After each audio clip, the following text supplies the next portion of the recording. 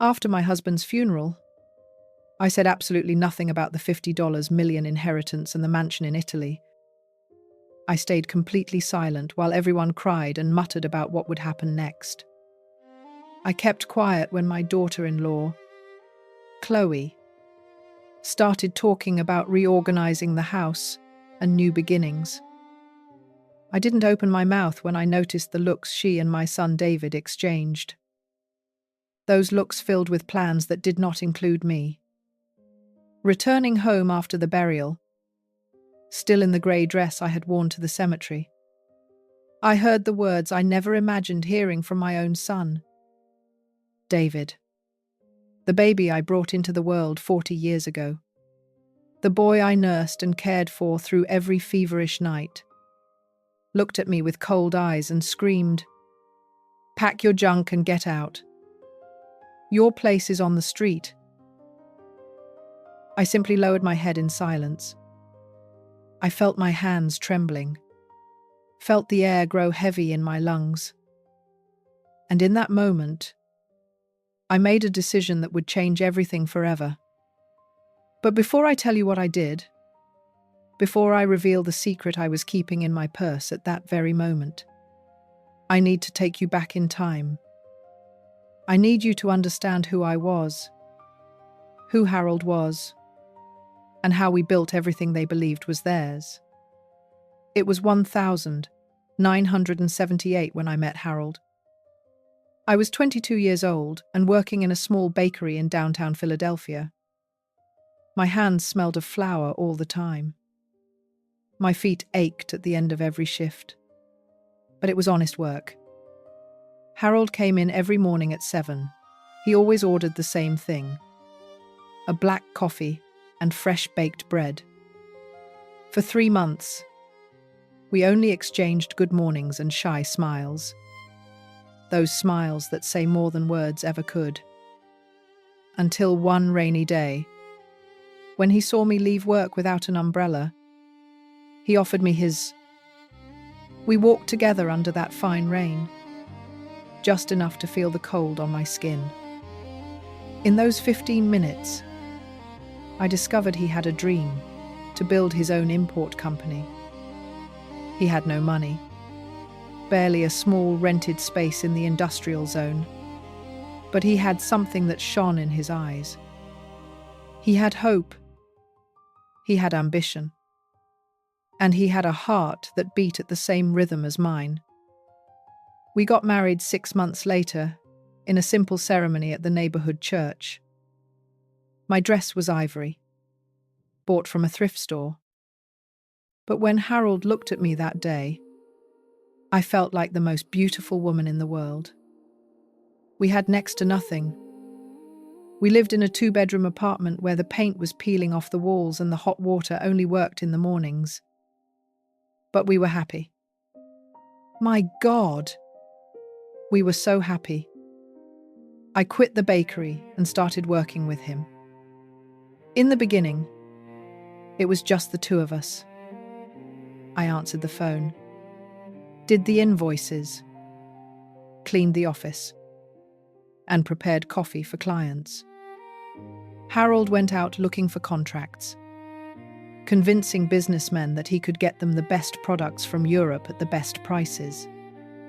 We worked 16 hours a day, ate sandwiches at the desk, and at night, when we finally got home, we would hold each other in the narrow bed and plan our future. 3 years later, David was born. I remember the exact moment I saw him for the first time. He had his father's eyes and my small nose. Harold cried when he held him. He cried like a child. He promised me that day that he would build an empire for us, that our son would never experience the hardships we had. And he kept his promise. Little by little, the company grew. From 1 employee, we went to 5, then to 20, then to 50. I continued working. Even with a small David, I brought him to the office in his stroller, nursed him between meetings. and changed his diapers in the bathroom that also served as a storage room. We were a team, Harold and I. Every decision we made together, every risk we faced, hand in hand. When David was 10 years old, we bought our first house. It wasn't big, but it had a yard where he could play and windows that let the sun in every morning. I remember the day we moved.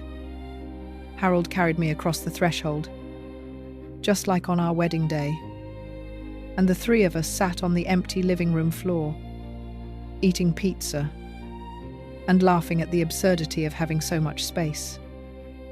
The years passed quickly. David grew up. The company continued to grow. Harold travelled more. I made sure the house was a home he wanted to return to. I cooked his favourite dishes, kept his clothes ironed, and listened to his concerns every night before bed. We were more than husband and wife. We were life partners, partners in every sense. And then when David was 27 years old, he met Chloe. The first time I saw her, I thought she was charming. She came home with a wide smile and a beige dress that highlighted her slim figure. She hugged me and called me Mom Evelyn from the start. She brought flowers for me and a bottle of wine for Harold. She told us about her family, her studies in administration, and how much she loved our son. Harold squeezed my hand under the table that night. I returned the gesture. We both wanted to believe David had found someone special. We wanted to believe our family was growing in the right way. They got married a year later. The wedding was big, elegant, in a ballroom with crystal chandeliers and tables decorated with white roses. I wore a champagne-coloured dress and danced with my son while Harold watched us with tears in his eyes. Everything seemed perfect. Everything seemed as it should be. But perfect things, I discovered later, almost never truly are. The first months after the wedding were quiet. David and Chloe lived in their own apartment, came for dinner on Sundays, and everything seemed to function like a normal family. Chloe helped me in the kitchen, asked for recipes, and told me about her job at a marketing firm. I wanted to believe I had found not just a daughter-in-law, but a daughter. But there were small things. Things so subtle that at first I thought it was my imagination. Comments that sounded like compliments but left a sharp sting. "Oh, Mum, Evelyn, your blouse is so pretty. It's so vintage. So from another era." Or when I serve dinner, "This looks delicious, although I prefer to cook lighter. You know, for health." Always with a smile. Always with that sweet tone that made it impossible to object without sounding like the bitter mother-in-law.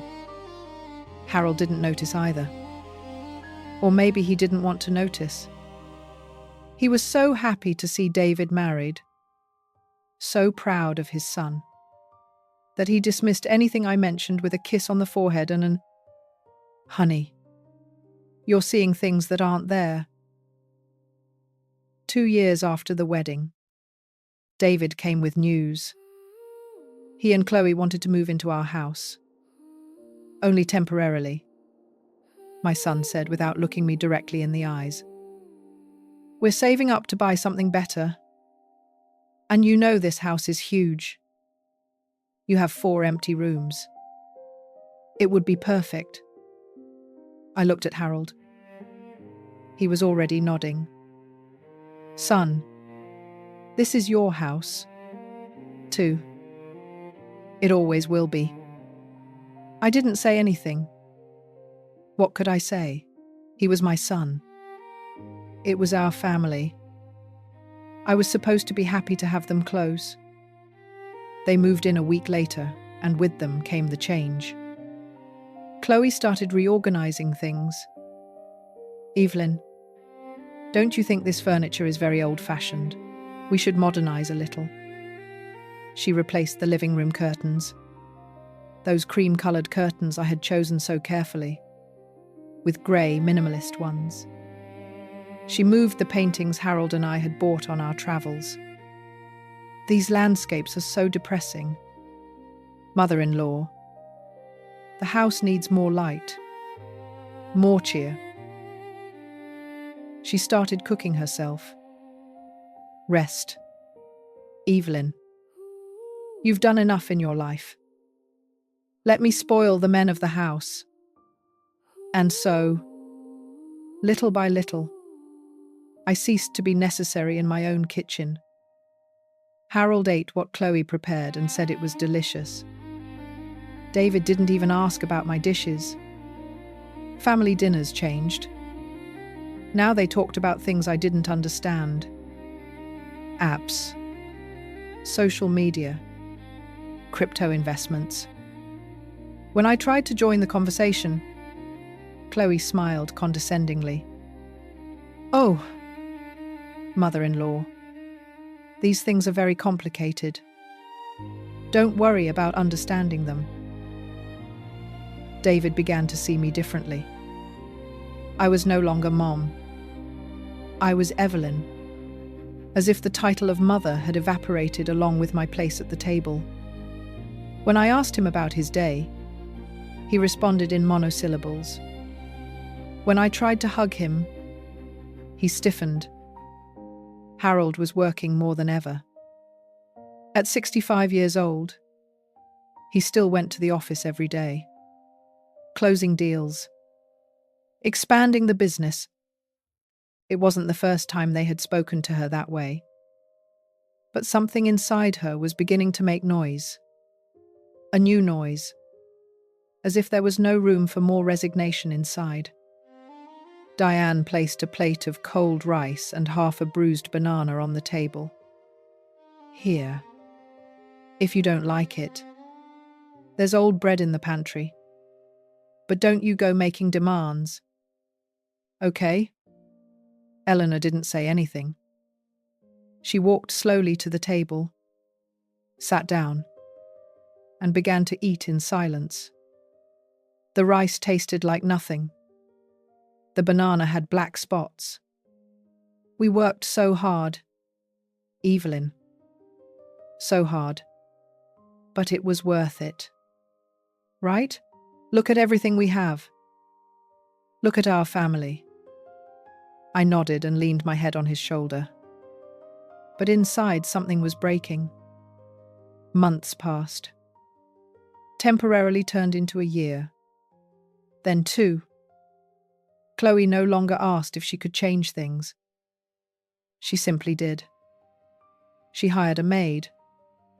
So, you don't have to get tired cleaning. Mother-in-law. But the truth is, I no longer had anything to do. The maid cooked, cleaned, did laundry. I became a guest in my own home. I started spending more time in my room. I read books, looked out the window, remembered the days when this house was full of laughter and purpose. Sometimes I went down to the kitchen at midnight when everyone was asleep just to feel like I still belonged somewhere. One afternoon, 3 years after they moved in with us, I heard Chloe talking on the phone in the living room. I was going down the stairs when I heard my name. No. Mom. I swear I can't stand it anymore. Living with her is unbearable. She's always there, always watching everything I do. It's like having a shadow that never leaves. She paused. Yes, I know she's David's mom, but he's already on my side. It's only a matter of time when the old man, you know, when the inevitable happens. This house is going to be ours. And then, yes, we'll live the way we want. I froze on the stairs. My heart was pounding so hard against my chest that I thought I would faint. The old man. That's what she called Harold. And she talked about when the inevitable happens, as if she were waiting for it, as if she were counting the days. I went back up to my room without making a sound. I sat on the bed and cried silently, covering my mouth with my hands so no one would hear me. That night, when Harold got home from work, I hugged him tighter than ever. He laughed. "What's wrong?" "My love, did you miss me that much? I always miss you," I said. And it was true. I missed the man I built everything with. I missed when it was just the two of us against the world.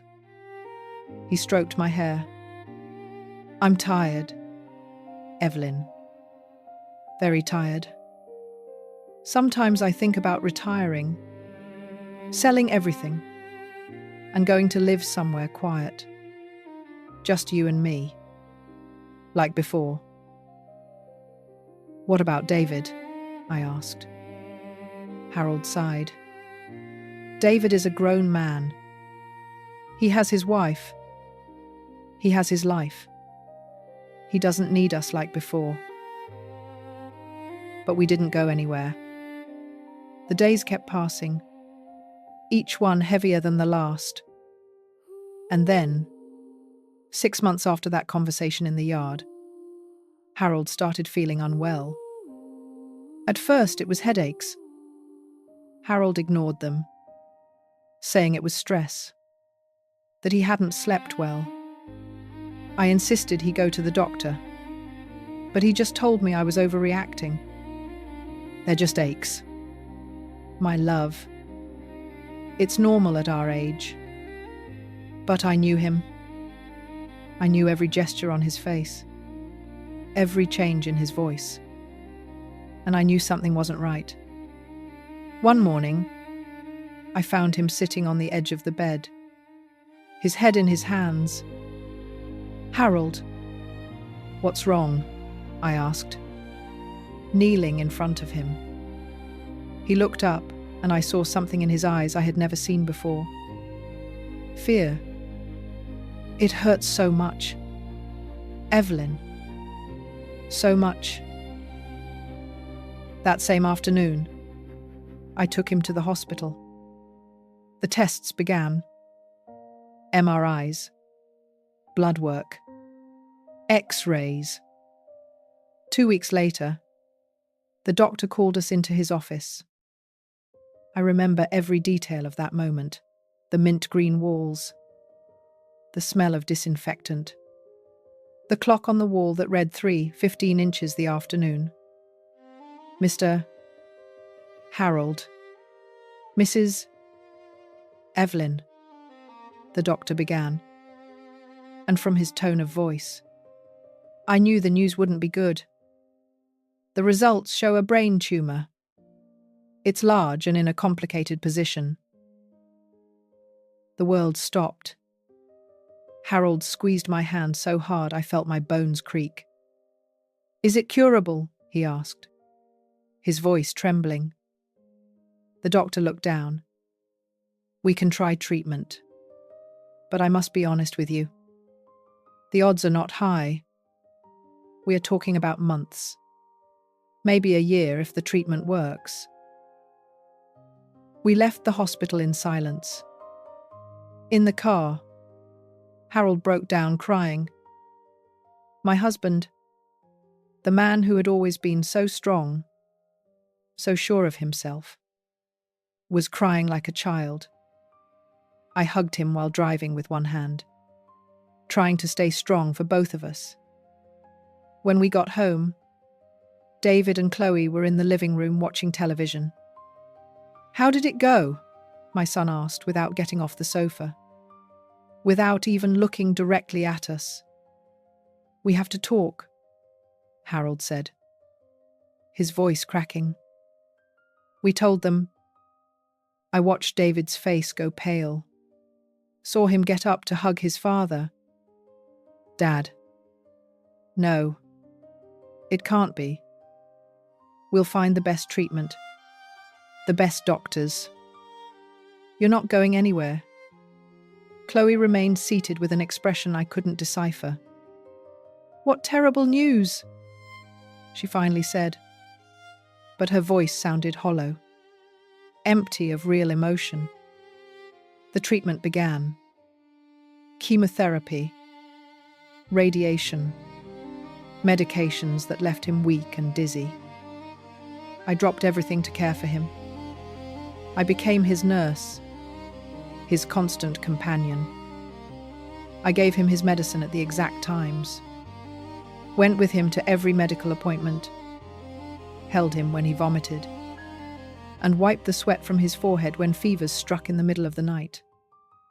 David came to visit, but less and less often. I have a lot of work. Mom, he said, you know how things are at the office. The office his father had built, the company that would someday be his, but which now didn't seem important enough for him to take a day off to be with the man who gave him everything.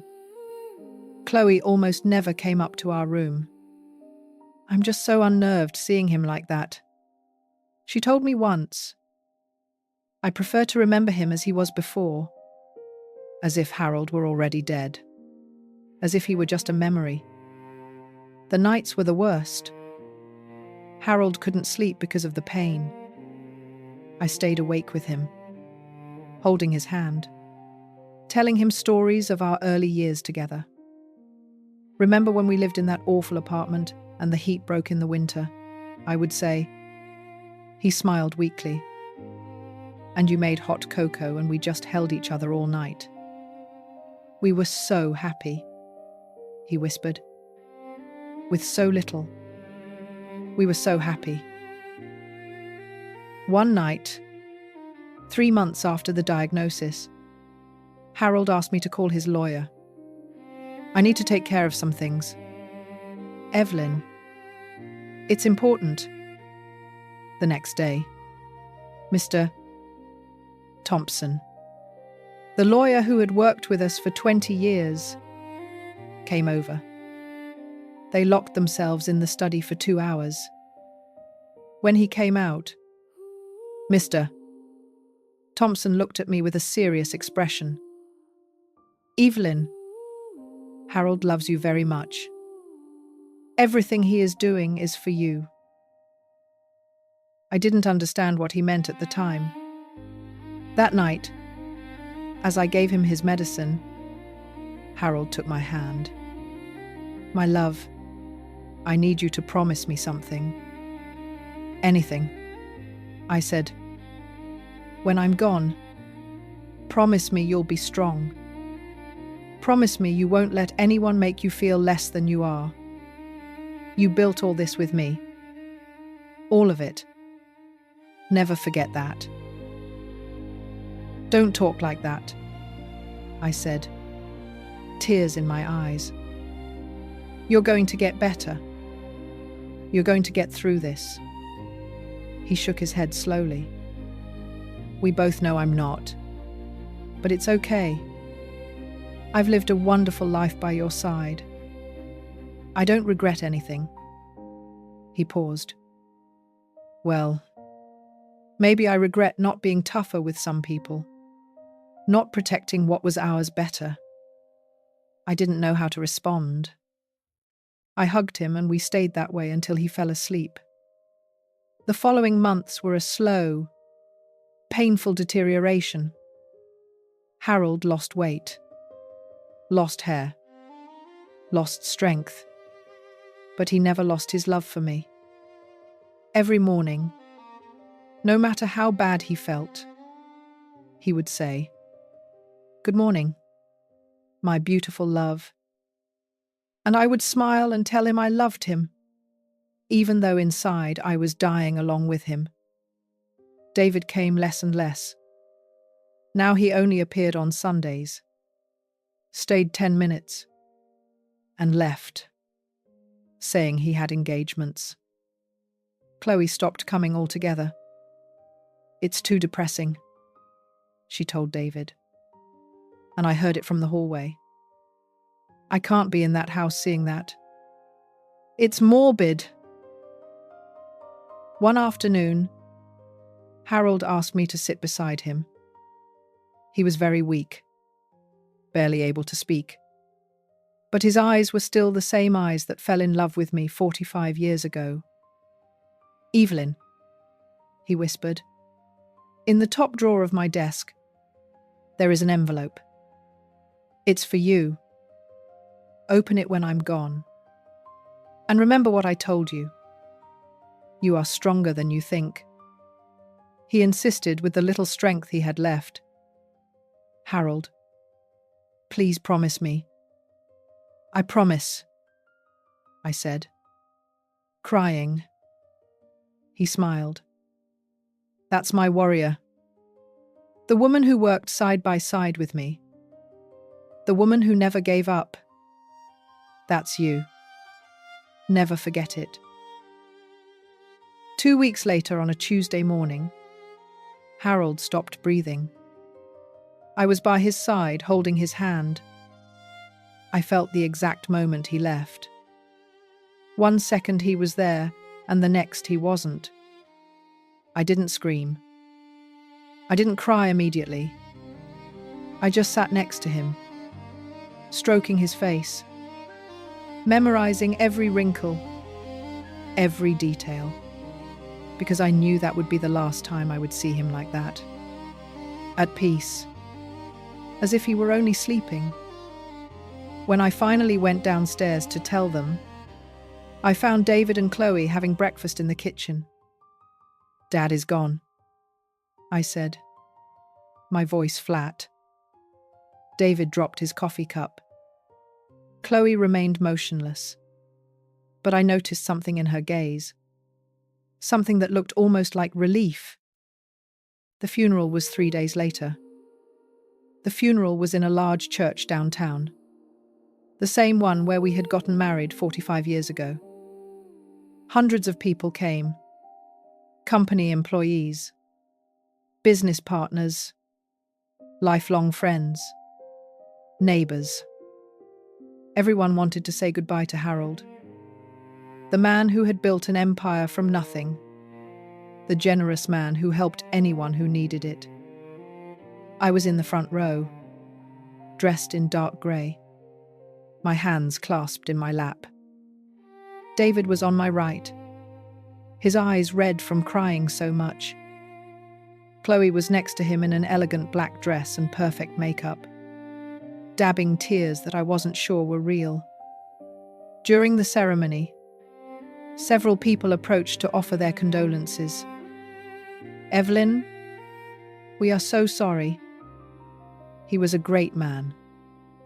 He always spoke of you with so much love." I nodded, thanked them. But the words reached me as if from far away, as if I were underwater. At some point, I heard 2 women whispering behind me. They couldn't have known I was listening. "Poor Evelyn. What will she do now without Harold? Surely the son will take care of everything. At least she has that." If only they knew. After the religious ceremony, we went to the cemetery. The sky was grey. It threatened rain, but it never fell. I watched the casket as it was lowered into the earth and thought of all the times Harold and I had talked about growing old together, seeing our grandchildren grow up, travelling the world when he finally retired. All those plans now buried with him. David placed a hand on my shoulder. "Mom, it's time to go." I shook my head. "A few more minutes. Please." He sighed, but left me there. I stayed alone in front of the grave until everyone left. I spoke silently to Harold, told him how much I loved him, how much I would miss him, how I didn't know how I would live without him. And in the midst of that pain, I remembered his last words. You are stronger than you think. In the car on the way back home, Chloe was in the front with David. I was in the back looking out the window. I heard her tell my son in a low voice, "Now we have to talk about practical things. Honey. The house. The company. Everything needs to be reorganized." David mumbled, something I couldn't hear. When we arrived at the house, people were waiting. We had prepared refreshments for the funeral attendees. The living room was full of people eating, conversing quietly, sharing anecdotes about Harold. I sat in a dining room chair and let everything happen around me. Chloe moved through the house like the perfect hostess. She served coffee, offered food, and thanked people for coming, as if she already owned the place, as if I no longer existed. I saw Mr. Thompson, the lawyer, standing in a corner. Our eyes met, and he nodded slightly. There was something in his eyes, something that seemed to say, "Be patient." But I didn't understand what he meant. The hours passed slowly. People began to leave as night fell. "If you need anything at all, call us," they told me. I thanked them and saw them out the door. Finally, only David, Chloe, and I remained. I went up to my bedroom, the room I had shared with Harold for so many years. Everything still smelled of him. His robe hanging behind the door, his slippers next to the bed, his book on the nightstand marked at page 19, which he would never finish reading. I sat on the bed, and for the first time all day, I cried. I cried until I had no more tears, until my body ached from sobbing so much. I lay down on his side of the bed, hugged his pillow, and tried to sleep. I don't know how much time passed. Maybe an hour, maybe 2. I was in that state between sleep and wakefulness when I heard voices downstairs. Voices that weren't trying to be quiet. I got up and opened my bedroom door. The voices were coming from the living room. "It's the perfect time," Chloe was saying. "Call the lawyer tomorrow and start the process. This house needs to be in your name as soon as possible." "I don't know. Chloe, we just buried my dad. Don't you think it's too soon?" Chloe's voice rose. "Too soon, David. We've been living with your mother, breathing down our necks for 3 years. 3 years we've been waiting. It's time for this house to be ours. Besides, what's she going to do alone in such a big place? The logical thing is for her to move to a smaller place, more appropriate for her age." "She's my mother," David said. But his voice sounded weak, without conviction. "And you're her only son, the heir. Everything your father built is for you, not for her. She's lived her life. Now it's our turn." I felt something freeze inside my chest.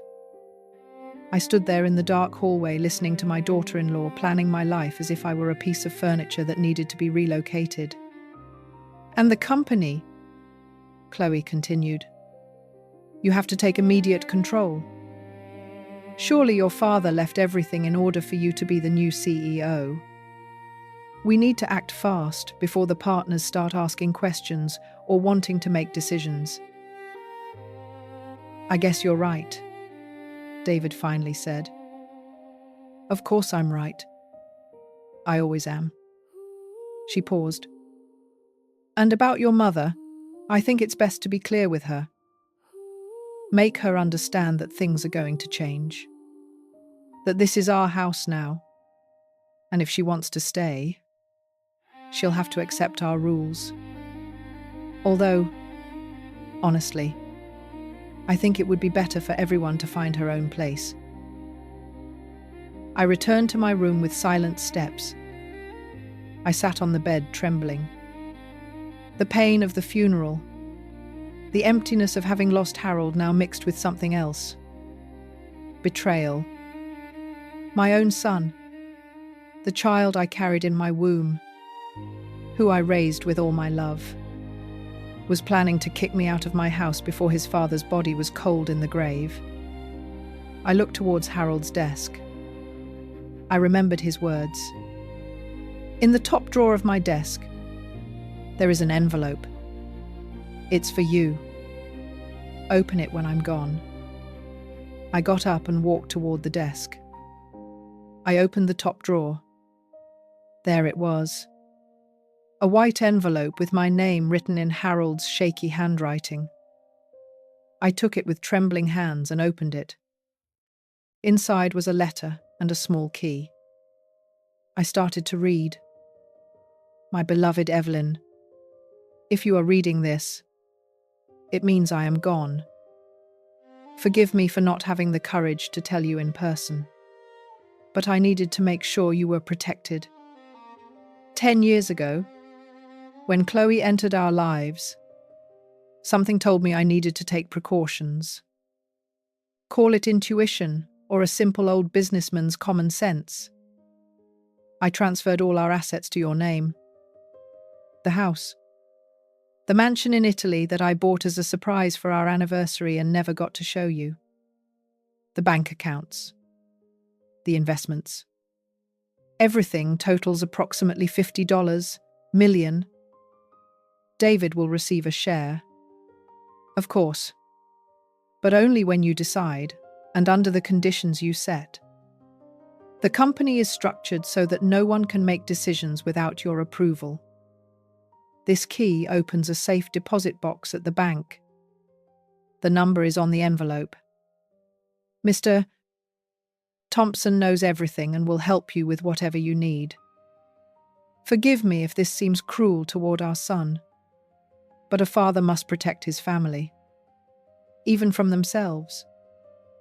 Be strong, my love. Be the warrior woman you have always been. And remember, we built it together. It is as much yours as it is mine. I love you forever. Harold. I read the letter 3 times. My hands stopped trembling. My breathing deepened. For the first time since Harold died, I felt something other than pain. I felt clarity. I put the letter and the key in my purse. I washed my face, combed my hair, and went downstairs. It was time to face what was coming. When I went downstairs, it was almost 11 at night. The house was silent.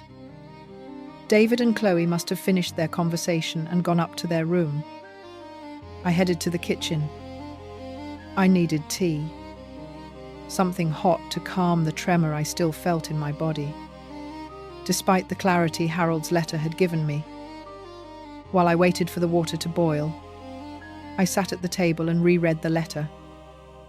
Every word. Every line. Be strong, my love. Be the warrior woman you have always been. Tears rolled down my cheeks. But this time they weren't just tears of sadness. There was something else in them. Gratitude, love, and a determination I hadn't felt in years. Harold had protected me. Even in his death, even knowing he wouldn't be here to defend me, he had found a way to care for me. He had seen what I didn't want to see. He had acted when I was blind with maternal love. I couldn't sleep that night. I stayed awake, staring at the ceiling, thinking about everything I had heard, everything I now knew. I didn't feel rage. Curiously, I felt a strange calm, as if after years of being lost in the fog, I could finally see the path. The next day, I woke up early. I took a long shower, dressed carefully, choosing comfortable but presentable clothes. When I went downstairs, David was already in the kitchen drinking coffee. He was surprised to see me. "Mum, I thought you'd sleep late. Yesterday was a really tough day." "I've had tougher days," I replied, pouring myself a cup of coffee. "Where is Chloe?" "Upstairs, getting ready. We have to leave early. There are a lot of things to sort out at the company." I sat across from him. "David, have you thought about how you feel? I know you've been very busy with everything, but your father just died. It's okay to take some time." He avoided my gaze. "Business doesn't wait. Mum, Dad taught me that. Someone has to take the reins. Your father also taught me that family comes first," I said softly. David stood up, uncomfortable. "I have to go. We'll talk later." And he left the kitchen without finishing his coffee. Minutes later, Chloe came downstairs. She was dressed in a pearl grey suit, high heels, and impeccable makeup. She looked me up and down with that smile I knew so well. "Good morning, Evelyn. How did you sleep?" "Fine." I lied. "Are you going out?" "Yes. We have an appointment with some of the company executives. David needs to establish his position as the new leader. It's important to do these things quickly. You know, before people start to doubt or look for other options." She poured herself coffee and added, "By the way, I think we should talk soon about the house.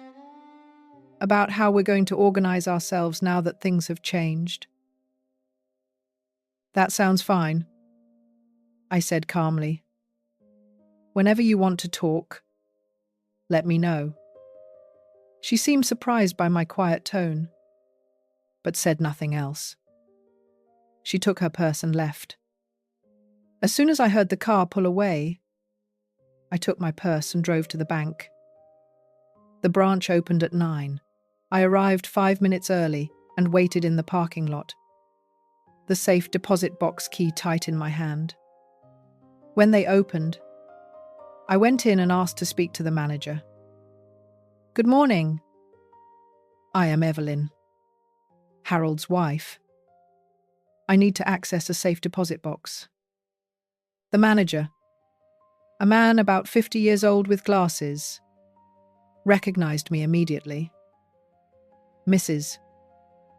Evelyn, my deepest condolences. Mr. Harold was a great man. Of course. Please come with me." He led me to a private room and brought the box. When he opened it with my key, I found several manila envelopes, all labeled in Harold's handwriting. Deeds to the house, deeds to the property in Italy, bank accounts, investments, company structure, the will. I spent the next 2 hours reviewing every document. Every word Harold had written in his letter was true. Everything, absolutely everything, was in my name. The house where we lived, the mansion on the Amalfi Coast he had bought as a surprise for our anniversary, and which I didn't know existed. Accounts in 3 different banks, investments in funds, real estate, stocks. The total value was dizzying. $50,200,000. The company was more complicated. Harold had been smart. He had structured everything so that I was the majority shareholder with 55%. David had 30% and the rest was distributed among key employees. But there was a clause. No important decision could be made without my written approval. The will was clear. David would receive 30% of the company and $5 million in cash. But only after 1 year of Harold's death.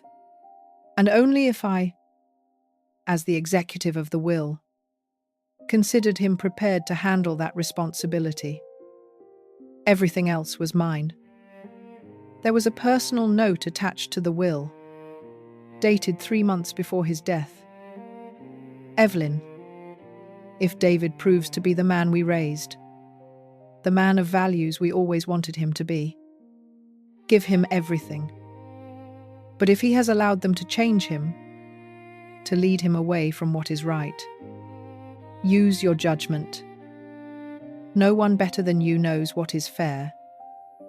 I trust you completely. I left the bank with all the documents in my pee. Mark didn't sleep at home. Diane didn't show up either.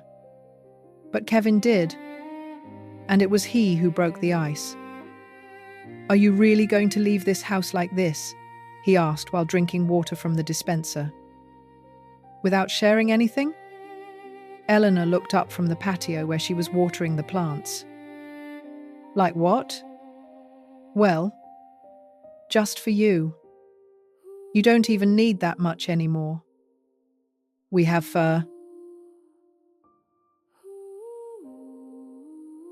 prolonged cohabitation with hostile people. You want surveillance? Any method that documents their behavior legally. Cameras in the common areas of your own home. Legal. Living room. Kitchen. Hallways. Audio and video. Cloud backup.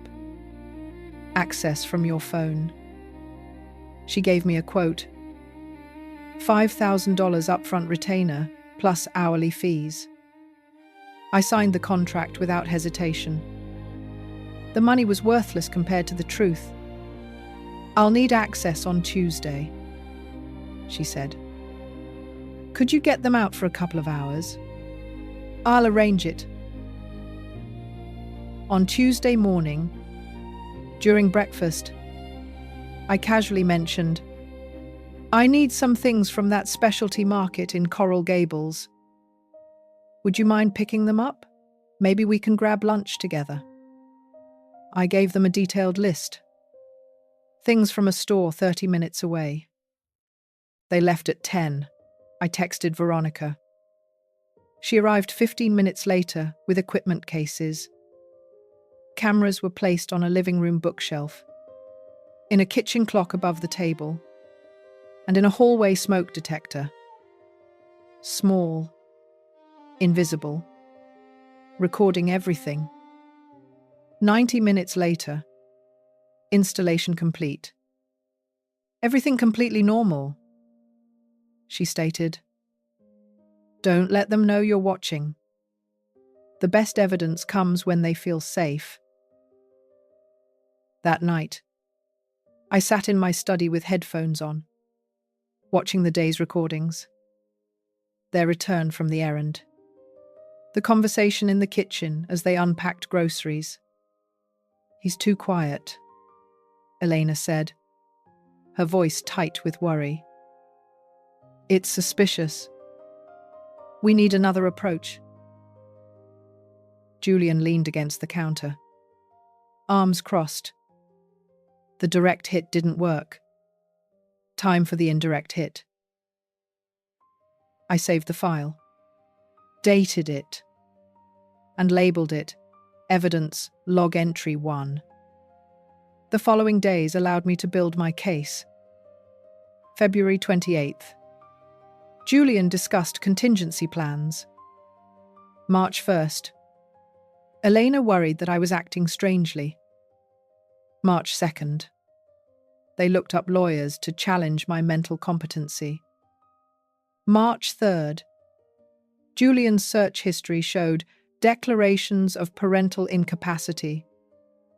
Every conversation was documented, saved, and organized into folders by topic. I watched them conspire against me with the methodical patience of someone building a legal case brick by brick. Veronica sent weekly reports, their social media activity, online purchases, public record searches, the digital trail of people preparing for war. On March 4th, I decided to give them exactly what they wanted. At breakfast, I rubbed my temples. I've been feeling so tired lately. Their heads snapped up like bloodhounds on a scent. That night at dinner, I feigned forgetting where I had left my reading glasses. I've been very forgetful. Elena leaned forward, feigning concern. Maybe you should see a doctor. Dad. It's normal at your age, Julian added casually, but it's definitely worth checking out. I nodded, playing the confused old man. Later, reviewing the recording, I saw them celebrate my confession as if it were a gift. On the night of March 18th, after 3 weeks of evidence, dozens of conversations, and hundreds of hours of recording, I opened my phone and found Harrison Cole's number. Tomorrow, we would build a strategy. It was time to move from documentation to action. The articles appeared on March 5th. I found them scattered on the kitchen counter that morning. Printed pages about cognitive decline, the early symptoms of dementia, and the importance of medical evaluation for seniors. Elena was by the coffee maker watching my reaction. I found this online. I thought it might be helpful to understand what's been happening with you. I picked up the first article and skimmed it with appropriate confusion. I suppose reading wouldn't hurt. Knowledge is power, Julian added from the doorway. His smile didn't reach his eyes. I took the articles to my study, photographed each page, and filed them as evidence. Psychological manipulation documented. They were constructing a narrative. The confused old man who needed intervention, who couldn't be trusted to handle his own affairs. Over the next 3 days, more articles appeared. Residences for people with dementia. The importance of power of attorney. Financial management for those experiencing cognitive difficulties. Each one was carefully placed where I would find it. Each one was photographed and filed. On March 8th, the surveillance cameras caught them in the living room, believing they were alone. "We need an expert opinion," Julian said. "Someone who can evaluate him professionally." "A psychologist?" Elena's voice held equal parts hope and guilt. "I know someone. Dr. Elias Thorne, a clinical psychologist specializing in elderly cognition. We set up a casual lunch. I introduce them. Elias makes observations. Will he do it ethically? Will he be objective? If your father shows symptoms, Elias documents them. If not," Julian shrugged, "then we'll know for sure." I watched this conversation 3 times, taking notes. The tension was escalating. They were seeking external validation for their version of events. On March 10th, I met Julian for lunch at a cafe in Coconut Grove. He had suggested it that morning so we can get to know each other better without the stress of work. And I accepted with appropriate gratitude. Dr. Elias Thorne joined us 15 minutes in. "Hey," This is my friend Elias. I mentioned him. The psychologist. We shook hands. Elias. About 40-something. Professional demeanor.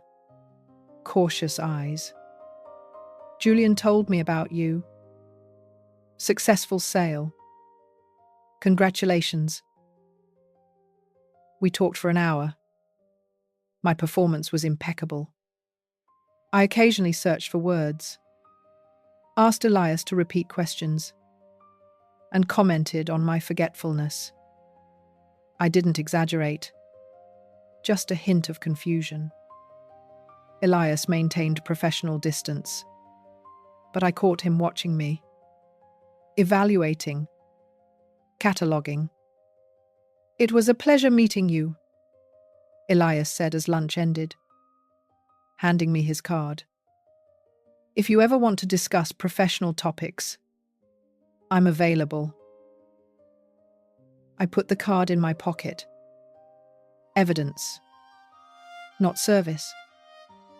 That night, the surveillance cameras recorded Julian calling Elias from the living room.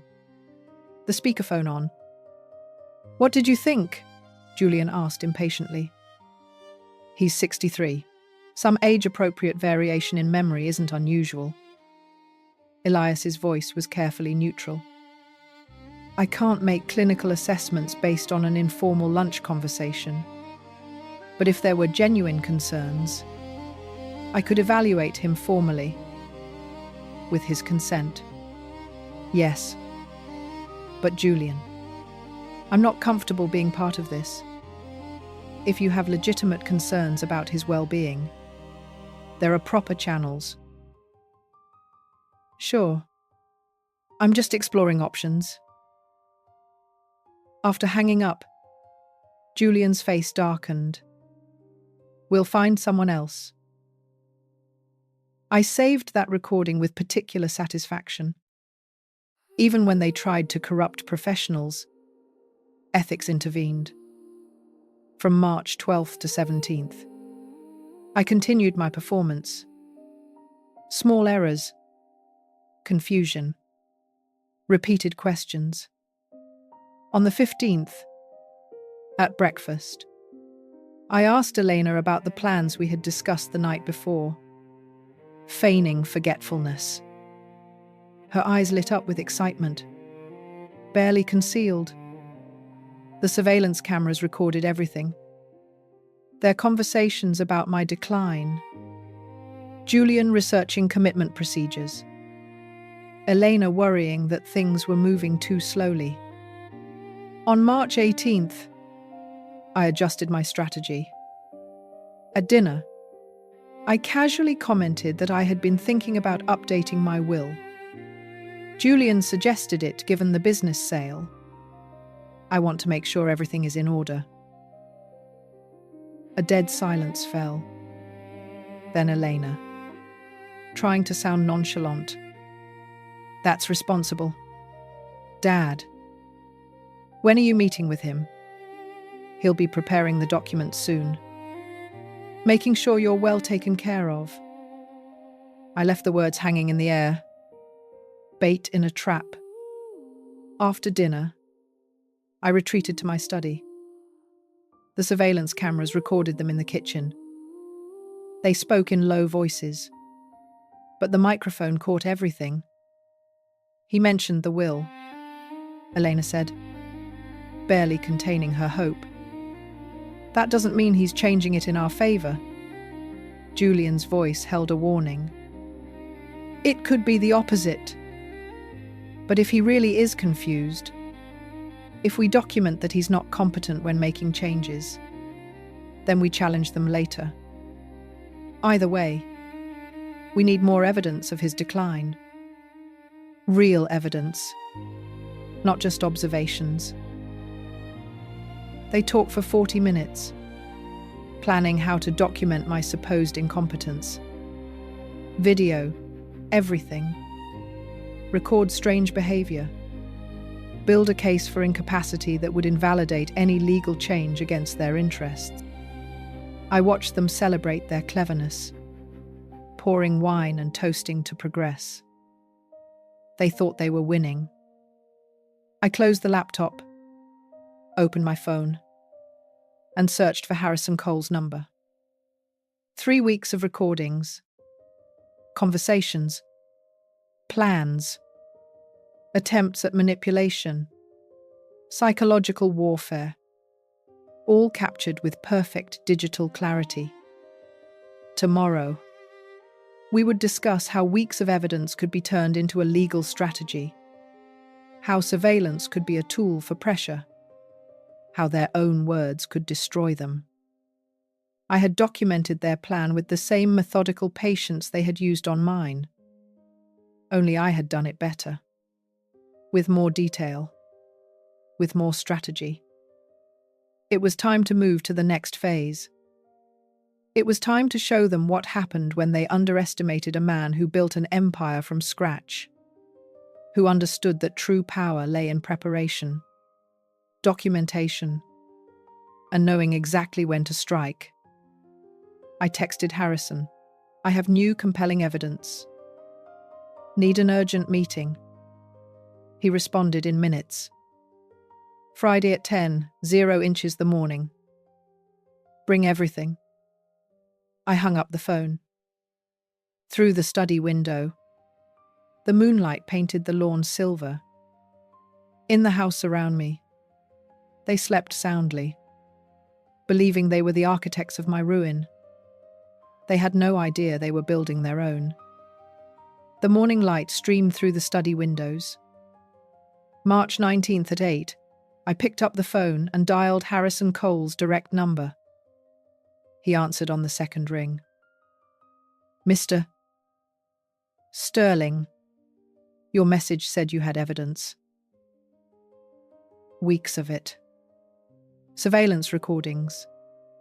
Conversations. Attempts at manipulation. All documented. I need to meet today. This afternoon at 2, bring everything. I spent the morning organizing it. I created a folder on my laptop called Legal Evidence Package. Surveillance files copied, organized by date and severity. Printed transcripts of their most damning conversations. Julian talking about competency challenges. Elena worried about my suspicious silence. Both celebrating their supposed progress toward controlling my assets. Veronica's weekly reports went into a manila envelope, underlined and tabbed. I loaded everything onto 2 USB drives, one for Harrison and one backup. At 2, I sat across from Harrison in his conference room. The USB drive and documents between us, like exhibits in a trial. He watched 3 hours of recording, read all the transcripts, and studied Veronica's behavioral analysis. Finally, he leaned back, fingers interlaced. "This is extensive. Multiple legal options, restraining orders, civil lawsuit, criminal charges for attempted poisoning." He tapped the trust document I had mentioned. "But first, we protect your assets. Irrevocable living trust." How does that work? Assets are transferred to the trust. It becomes an independent legal entity.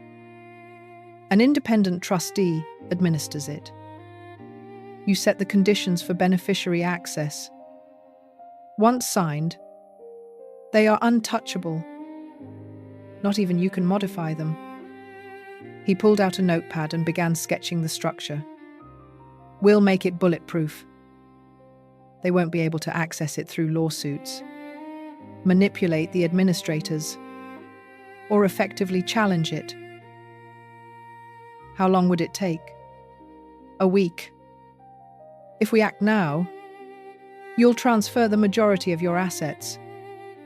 Keep enough liquidity for personal use. We'll establish strict conditions for Elena's eventual access. What conditions? Harrison smiled.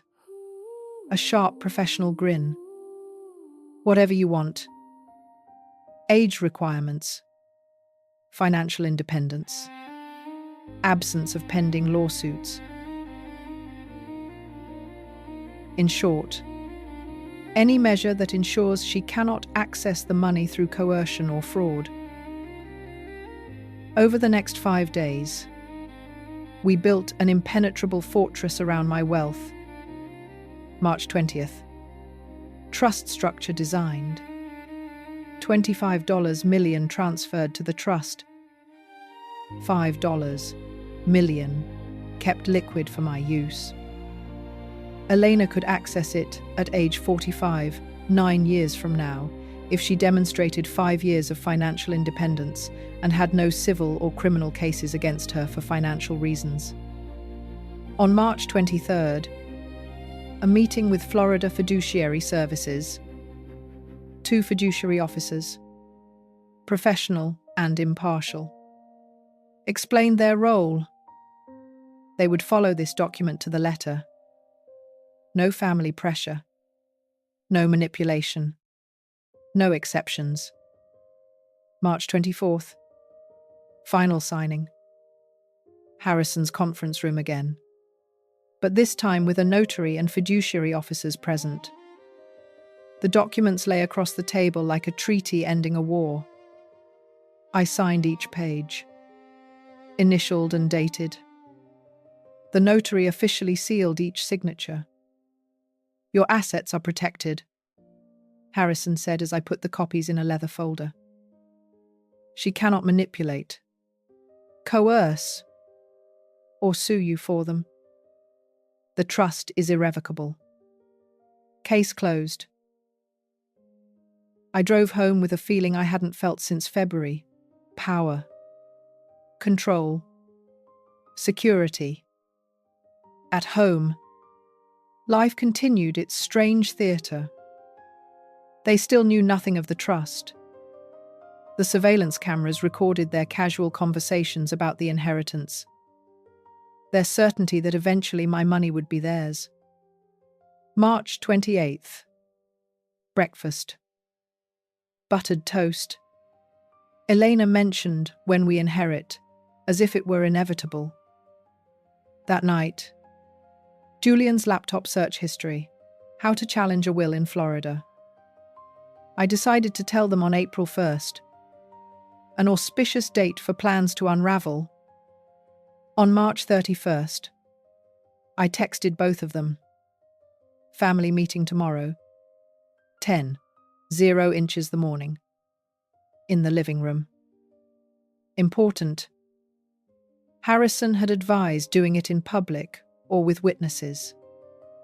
They could become aggressive. My house, I replied. My rules. The cameras would record everything. April 1st arrived. A clear, bright day. I set up my laptop connected to the television with the surveillance footage ready. At 10, they entered the living room. A palpable, nervous energy in the air. I stood. They sat. The sofa was lower than I was, establishing a hierarchy. I have made decisions about my estate. I filed the trust document. I have created an irrevocable living trust. Their attention sharpened. I explained systematically. $25 million transferred. Independent trustee. Conditions of access. Minimum age 45. Financial independence. No pending lawsuits. I watched their faces register comprehension. What? Elena's voice cracked. Are you cutting me out? I am protecting my assets from manipulation. Julian leaped up from the sofa. All this over the restaurant. A mistake. And you? A mistake. I picked up the remote and hit play. Their voices filled the room. Surveillance footage. them talking about my competency issues, planning to document my decline, celebrating their progress toward the inheritance. "You spied on us," Elena cried now. "Your own daughter." I protected myself from those who tried to drug me into signing legal documents. "We're going to sue." Julian stepped forward, poorly disguising his aggression. "We're going to challenge this." "You can't. It's irrevocable. It's done. Legally bulletproof." I looked him in the eyes without blinking. "Try to challenge it. Don't waste your money on lawyers. We've lived here for 5 years. We have rights. You have no rights to my money. You never did." Julian stormed out. Elena followed, sobbing. I went back to my study, reviewed the camera recording of the confrontation I had just captured, saved it with the date and time, and a label, evidence of reaction. The rage confirmed their guilt. The following week, the house became a battlefield. Doors slamming, hostile silence. Calls to lawyers were overheard, all saying the same thing. The trust was solid, unshakable. On April 7th, Elena attempted reconciliation. She knocked on my study door, tears welling up. "Dad, we can fix this.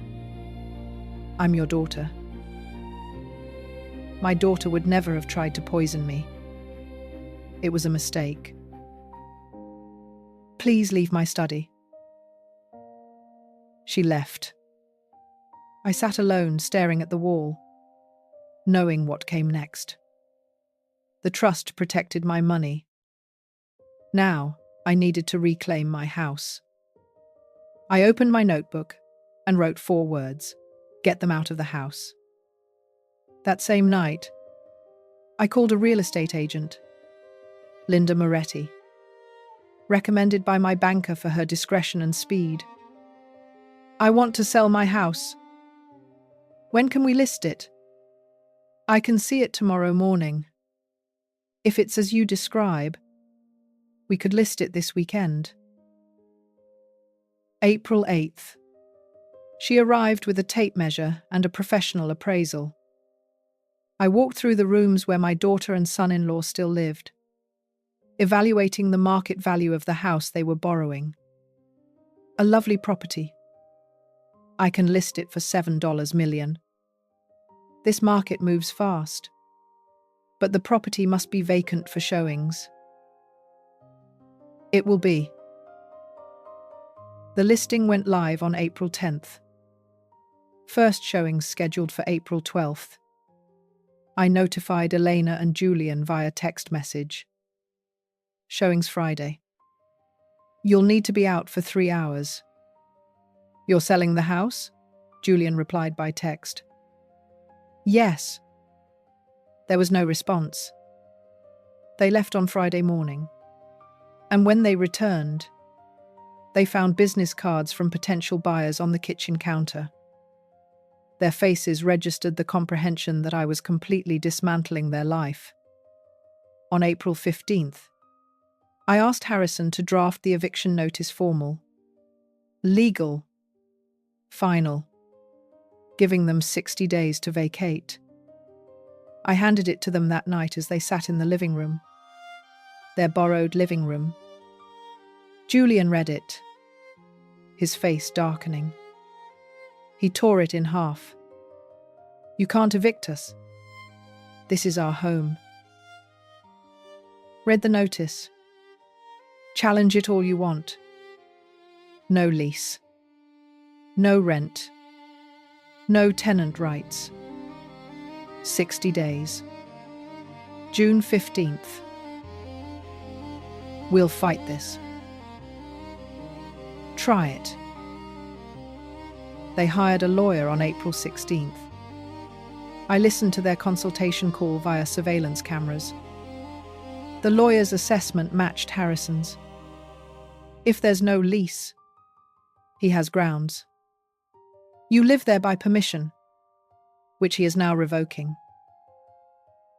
Harrison filed the eviction lawsuit on April 20th. The court date was set for May 3rd, 3 weeks away.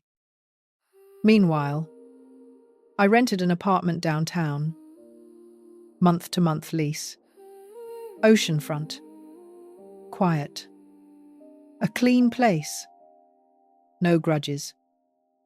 I moved out on April 28th. The house became hostile territory. I stayed mostly at the apartment, returning only for necessities. On each visit, the surveillance cameras captured their desperation. Elena crying, Julian raging, both calling lawyers who had no solutions. May 10th arrived. Miami-Dade Courthouse. 3rd floor. Eviction trial. Harrison and I sat at the plaintiff's table. Across the aisle, Elena, Julian, and their lawyer. Young and overmatched. Aware he had no case. Judge Vance took the bench. A man in his 52nd, serious-looking, experienced in seeing people try to evade consequences. Their lawyer stood. Your Honor, my clients have lived in this property for 5 years. Under what agreement? Judge Vance interrupted. His family. The plaintiff is Ms. Sterling Fox's father. That is not a lease agreement. Do they pay rent? No. Do they have a written lease? No, Your Honor. Then they are guests without a contract. Mr. Sterling has given appropriate 60-day notice. He looked at Harrison. Yes. Your Honor. Served on April 15th. They have until June 15th to vacate. Judge Vance reviewed the documents. I see no legal impediment to this eviction. The plaintiff is the owner of the property. The defendants have no lease or rental agreement. Notice was proper. He looked at Elena and Julian. You have until June 15th. After that date, law enforcement can intervene. Motion granted. The gavel cracked. Final decision. In the hallway, Julian confronted me, his voice low and menacing. You'll regret this. You're destroying your own family. I am removing those who poisoned me. We'll make you pay. With what money? I walked away, leaving him sputtering in the hallway. The next 5 weeks were a tense standoff. I stayed at the apartment. They remained in the house, packing slowly, desperately searching for rental properties they couldn't afford without my help. The surveillance cameras recorded endless arguments. Elena breaking down. Julian's fury at their complete defeat. On June 14th, I received confirmation. The buyer of the house had completed the inspection and the sale was approved for closing in August. Pending possession handover. June 15th was moving day. I arrived at the house at noon. A large moving truck was in the driveway loading furniture. Elena, eyes red, face haggard, gave instructions to the movers. Julian loaded boxes, his jerky movements reflecting contained fury. They didn't even greet me. I stood on the lawn watching them load their possessions. Everything I had bought for them. Everything they had accumulated during 5 years of living off my generosity. The truck pulled away at 4. They drove off in Julian's car without looking back. I entered the empty house, the echo of footsteps ringing on the hardwood floor. No furniture, no trace of them. No trace of poison in the air. Room by room, I walked through the reclaimed space. Marks on the walls where pictures once hung. Indentations in the carpet where furniture had been. The house felt like an empty shell, contaminated by what had happened inside, but finally blissfully empty. My phone vibrated. Harrison. Eviction completed. Ready to talk civil lawsuit. I stood in the center of the living room. My living room. Looking around at the emptiness. Selling the house would erase their presence completely. But first, one more legal action. One final blow. I texted back. Yes. Let's schedule a meeting for Monday. It's time for this to be definitive. I wrote my reply to Harrison. Yes. Let's schedule the meeting for Monday. It was time for this to be permanently on the record. The empty living room surrounded me. No furniture. Just the hardwood floor and the echo. I sat down, my back against the wall, laptop resting on my knees, and opened the evidence folders one last time. Months of documentation, surveillance recordings ordered by date, hospital medical records, Mateo's statement, Veronica's reports, every conversation, every attempt at manipulation, every proof that what happened to me was not paranoia, but premeditated exploitation. I created a final chronological document, printed everything, and organized it into a tabbed, expanding folder. Each item told part of the story. Taken together, they were undeniable. On Monday morning, June 16th, I met Harrison in his office. He spread the evidence across the conference table as if it were an indictment.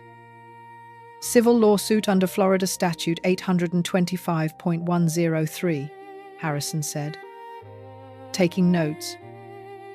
Elder exploitation, financial manipulation, attempted battery by drugging, coercion, aggravated emotional distress, fraud, conspiracy, seeking $500,000 in damages plus costs. This isn't about money, I said. I know. It's about public record documenting what they did. He looked up from his notes. You want consequences? Exactly. We filed the complaint on June 17th. Elena and Julian received the court notification in their new apartment, a small 2-bedroom unit in a neighborhood far removed from the luxury of Coral Gables. The process server reported they had barely unpacked. Their lawyer contacted Harrison a few days later, his voice tight on the speakerphone. My clients can't afford this. They're already ruined. They should have considered that before attempting to drug and defraud their benefactor, Harrison replied coldly. Discovery began. Harrison requested their financial records. Bank statements revealed the truth. No savings. Living paycheck to paycheck on credit cards. Drowning in debt created by their life expectations. On June 28th, the settlement offer arrived. I met Harrison in his office to review it. $50,000 payment plan. Private admission of guilt. No trial. It's reasonable, Harrison said cautiously. They clearly can't pay the full judgment, but the settlement would be confidential. No public record. I slid the papers back across his desk. No. I want this to be public. I want it on the court records forever. Trial is risky. The judge could award less compensation. I don't care about the money. I care about the record. I looked him in the eyes. They tried to destroy me. I want official record that they were wrong and I was right. Harrison nodded slowly. Then we go to trial. July became the month of preparation.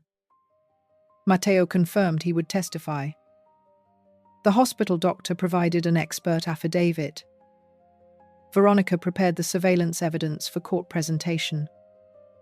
I gave a deposition. Hours of questions answered under oath, laying the factual foundation. July 25th. Preliminary hearing. The judge set the trial date for July 28th. That Monday morning dawned clear and hot. I dressed in my best suit and arrived early at the Miami-Dade County Courthouse. Judge Hastings presided.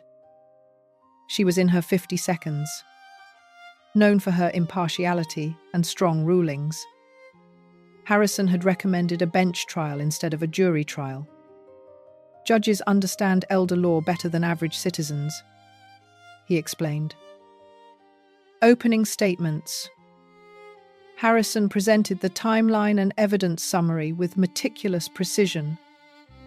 Their lawyer, young and out of his depth, argued that a family misunderstanding had been exaggerated. Matteo testified first. He described the restaurant incident with full conviction. I saw Mrs. So. Sterling Fox pour something from a small vial into Mr. Sterling's wine glass while he was away from the table. Clear. Liquid. Deliberate action. Their lawyer attempted cross-examination. Could you have been mistaken? No. I know what I saw. I couldn't keep quiet. The hospital doctor explained the diazepam analysis results. Dosage. Dangers. Veronica presented the surveillance methodology, chain of custody, and authentication of the recordings. Day 2. July 29th. The surveillance video played on the courtroom screen. Their own voices filled the space, discussing competency issues, planning Elias's consultation, and celebrating their supposed progress toward the inheritance. Julian said, "He's 63, not lucid anymore." Elena's voice said, "We deserve this money." I watched Judge Hastings take notes, her expression serious and focused. Elena testified, crying. She admitted to the restaurant incident, but claimed she only wanted him to listen to her about important papers. Julian testified. Defensive and hostile. He blamed me for overreacting to a family conflict. Then it was my turn. The witness stand felt solemn, formal, everyone watching me. I stated my name, my age, and my relationship to the defendants. I answered Harrison's questions calmly and precisely. Restaurant surveillance, trust creation, eviction. I presented the evidence one by one. Cross-examination became aggressive. "Aren't you being vengeful, Mr. Sterling? I'm seeking accountability. There's a difference." Judge Hastings asked her own question. Why pursue a civil suit after fiduciary protection and eviction? I looked straight at her. Because what they did was wrong. It needs to be on public record for my protection, as a precedent for the truth. July 30th. Closing arguments. Harrison. This is a textbook case of elder exploitation, attempted battery by drugging, financial manipulation, psychological coercion. The evidence is overwhelming. Their lawyer. Family conflict and poor judgment. Yes, but not criminal exploitation. Judge Hastings closed her notebook. I will issue the ruling in writing in 2 weeks. I left the courthouse in the late afternoon heat with the satisfaction of having completed my task. I spoke the truth publicly, presented the evidence. Now justice would decide if the truth mattered. 2 weeks of waiting. 2 weeks wondering if the system would validate what I had suffered or dismiss it as family drama. I returned to my temporary apartment, watched the sunset over Biscayne Bay, and waited for the world to confirm what I already knew, that I had been right to protect myself, to defend myself, to demand justice. August 15th. The dawn light filtered over the ocean outside my balcony. Coffee steamed in my hand. Bitter. Familiar. Comforting. 2 weeks after the trial ended, the phone rang at 9. Mr. Sterling. Harrison. We have the verdict. I sat down. The infinite ocean stretching out before me. The judge ruled in your favor. Total victory. Clear and convincing evidence of elder exploitation, attempted financial fraud, and intentional infliction of emotional distress was found. Judgment for $350,000 plus court costs, $75,000 in punitive damages, $425,000 total. The number seemed abstract. There's more, Harrison continued. Permanent restraining order. They are prohibited from contacting you directly or indirectly. No calls. No letters. No communications through third parties. Violation results in contempt charges. And the payment? They have nothing. Court-ordered payment plan. Garnishment of future wages until the debt is settled could take years. But the judgment is public record. Searchable permanent documentation of what they attempted. That's what I wanted. Not the money. Documentation. Validation. Public record that I wasn't paranoid or cruel. That I was the victim of an attack. And I had every right to defend myself. Thank you, Harrison, for everything. You did the work. I just legalized it. After hanging up, I sat watching the sunrise. The written opinion arrived by email an hour later.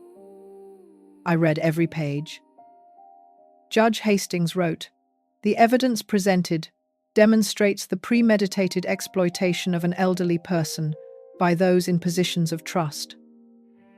The incident at the restaurant, the attempt to drug someone to facilitate document signing, constitutes a felony in itself. Subsequent surveillance recordings reveal ongoing manipulation and planning.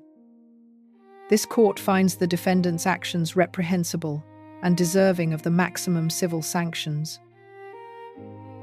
Reprehensible. Maximum penalty.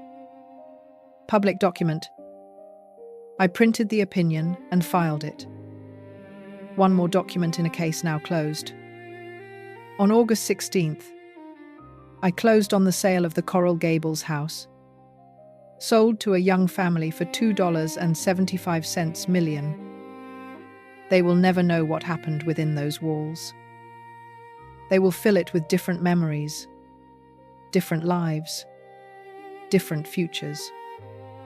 That same day, I bought a downtown apartment, 10th floor, floor-to-ceiling windows, ocean views to the horizon. $850,000 cash purchase from the house sale. Modern. Impeccable. No history. I moved in on August 18th. Furniture arrived and was simply placed. Nothing excessive. Nothing unnecessary. The space felt like taking a breath after being underwater. August 20th. Last meeting with Veronica in her Pinewood office. The certification still hung on the wall. Case closed, she said, handing me a USB drive. All the surveillance recordings, reports, and documentation. Go on the record that I thank you for everything. You made it easy. They were predictable. She stood and extended her hand. Take care. Mr. Sterling. We shook hands. The matter concluded. The professional relationship was over. On August 22nd, I sat on my new balcony, phone in hand. I searched for Elena's contact, my finger hovering over the screen. Delete contact. A confirmation box popped up. I pressed yes. Her name vanished. Julian's followed. Both disappeared from my phone, from my life, from my future. The restraining order legally barred them from communication. Even if they wanted to apologize, reconcile, or explain, the law prevented it. 3 years minimum. Enough time for life to move on without them. I felt nothing. Neither satisfaction nor sadness. Just a serene peace. On August 23rd and 24th, I established new routines. Coffee on the balcony in the morning.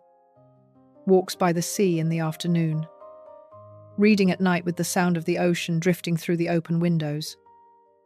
I called old friends I had neglected during the chaos. Made lunch plans. Reconnected. And rebuilt my social life outside of surveillance and legal battles. On August 25th, the sunset painted the sky in layers. Orange blending into purple. Then deep blue. I stood on my balcony, coffee cooling in my hand, watching the day turn into night. 6 months since February. Since that restaurant. Since Matteo's warning. The glass switch. And everything that followed. I protected my assets through the trust. Evicted them from my house.